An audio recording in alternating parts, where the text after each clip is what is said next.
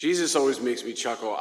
We've been hearing for several days now our Lord talking about how he's going to suffer and die and he'll be killed and be raised on the third day, and the apostles or the disciples, they never understand it, and on it goes. And then today's the first time we heard him say, by the way, also, you are going to follow me, and you're going to have to take up your cross, and you're going to have to die.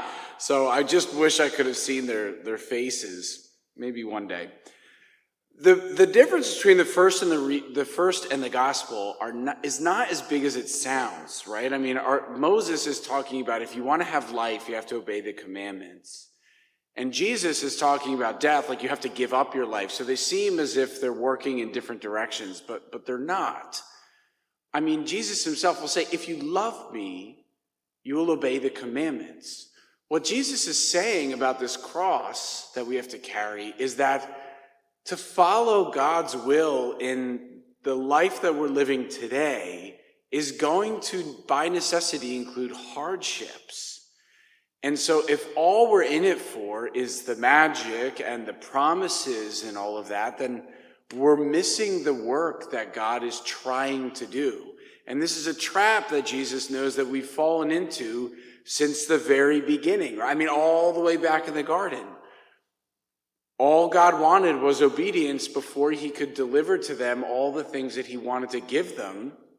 Instead, they suspected he was holding out on them, and they were so attracted to the glory the fruit was going to give them that they reached and they claimed for it. Jews have the same problem. Here they are trying to live the law of Moses, not super easy. Well, all the nations who couldn't care less about Moses or God are doing whatever they want, and their kingdoms are getting bigger, and their money is expanding, and their opportunities are blossoming. And then at a certain point, they just say, we want to be like everybody else. We want to have our own king. We want to stop relying on God. We want to be X, Y, and Z.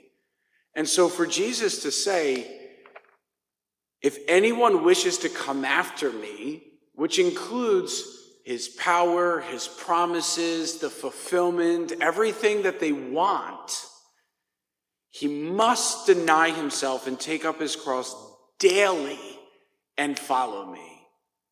It's going to be a struggle. And for us, yesterday was the first taste, perhaps, of that struggle in a new way where it shook us out of our comfort because it was hard. Right? And now he's saying it's going to take perseverance to see it through to the end. But when you do that, you're going to understand why it requires this. Everything around you is working against your good. Everything around you is saying, indulge your passions. Don't take that too seriously. Isn't the church kind of strict? God's harsh, my God, and then you get all these different versions of God. My God would never, punish you for this or punish you for that, so you're just going about it the wrong way. So if we're constantly bombarded with these opportunities / temptations, it's going to cost us to say, no, I'm not going down that wide and easy path because it ends in destruction. I'm clinging to the narrow one that leads to life. And my Lord showed me what that looks like. He walked it ahead of me. And as a disciple, I'm following him because I trust in his promise.